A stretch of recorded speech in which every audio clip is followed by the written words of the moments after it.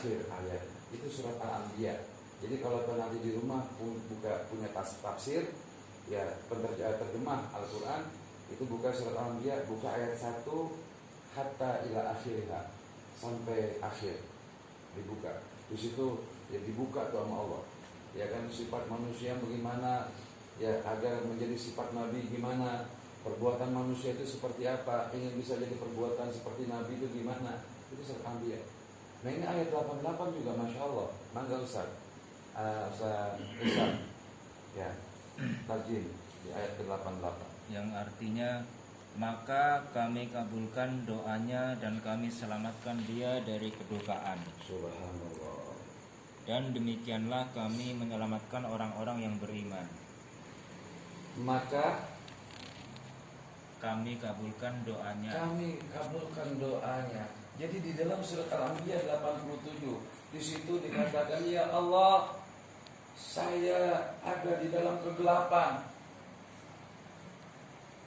Ya, kenapa gelap? Karena hidup saya begini-begini terus ya Allah. Hidup saya begini-begini terus ya Allah. Kenapa kok begini-begini terus? Saya nggak bisa tahan dengan hawa saya. Saya nggak bisa tahan dengan nafsu saya. Saya nggak bisa tahan dengan perbuatan salah saya.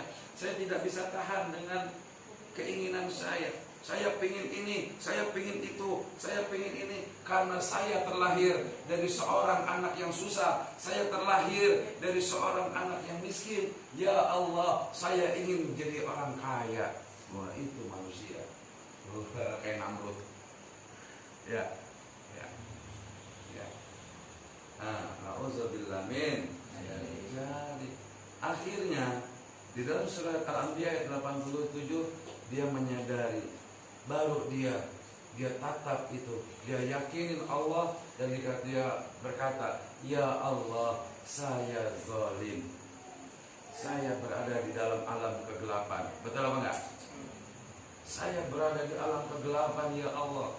Kenapa saya ada di dalam alam kegelapan? Ternyata selama ini saya menyembah dunia. Saya menjadi budak dunia.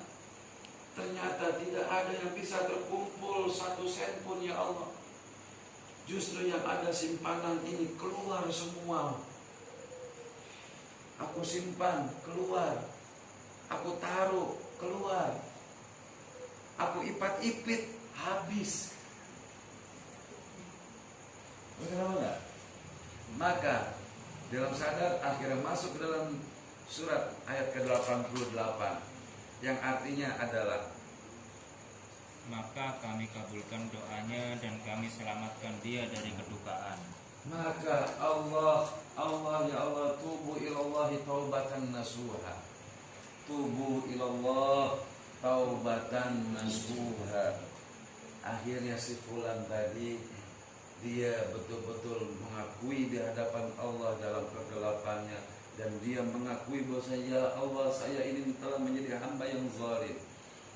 Zalim ya Allah, saya zalim kepada diri sendiri, saya zalim kepada istri, saya zalim kepada anak. Macam mana saya sebagai manusia kepala rumah tangga, macam mana saya sebagai seorang anak ya Allah, macam mana saya sebagai seorang istri yang bisa memberikan contoh kepada anak saya di saat suami saya sedang bekerja. Saya bukan yang memberikan contoh kepada anak saya sebagai seorang istri. Saya bukan yang memberikan contoh kepada anak saya sebagai seorang istri, tapi saya meracuni anak saya ya Allah. Saya katakan bahwasanya ayahnya jahat.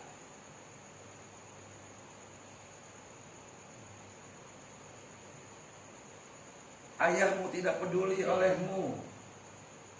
Ya Allah, saya sebagai suami, malam ini, malam akhir Desember, saya berkumpul di Mahat Yesus Kariman ya Allah.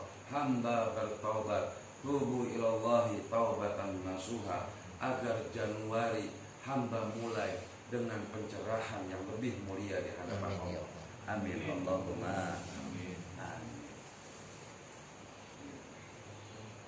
Ya. Akhirnya dikabul. Ya, dikabul. Kami, kata Allah, aku akan kabulkan apa permohonan. Betul. Lanjutin. Dan demikianlah kami menyelamatkan orang-orang yang beriman. Dan demikianlah kami ini, kata Allah, menyelamatkan orang-orang yang beriman. Menyelamatkan orang-orang yang beriman. Nah sekarang kita ternyata Pak, ternyata ini rahasia. Allah itu menyelamatkan orang-orang yang beriman.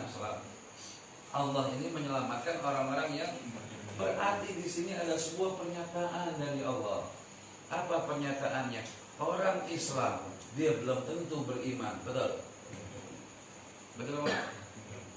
Orang Islam dia belum tentu beriman. Orang Kristen dia belum tentu beriman. Orang Buddha dia belum tentu beriman kalau dia tidak menjalankan agamanya dengan tepat dan benar. Betul? Maka yang akan diselamatkan oleh Allah sekali lagi adalah hamba yang beriman. Maka bersyukurlah kita kepada Allah kalau hasil pencetakan kader mengikuti jejak tapak-tilas para wali yang dibentuk oleh Abi, kita menjadi hamba yang merdeka. Amin. Dengan adanya kita menjadi hamba yang merdeka, perekonomian kita butuh. Tapi jangan perekonomian kita butuh, tapi lebih butuh kita kepada Allah. Betul? Betul enggak? Perekonomian kita butuh, tapi lebih kita butuh kepada Allah. Maka barang siapa yang bisa sudah mengikuti hasil pencetakan kaderisasi di sini tempat cetak, maka di sini ada cetak PDH. Karena di sini tukang cetak, mencetak kaderisasi. Kader apa?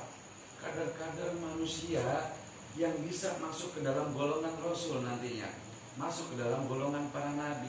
Berarti jika kita ingin menjadi manusia yang akan masuk ke dalam golongan para nabi, berarti yang kita ikuti, yang kita jalani, contoh-contohnya adalah dari dan melalui perjalanan para wali.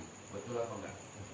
Karena kita tidak bakal mungkin langsung kepada nabi kecuali kita melalui para wali. Ya, betul apa enggak? Dan saya angkat sorban bagi manusia-manusia atau seluruh para murid Abi di sini yang sudah menyandarkan dirinya adalah bebas, Allah adalah utama. Bebas, Allah adalah utama. Alhamdulillahirabbil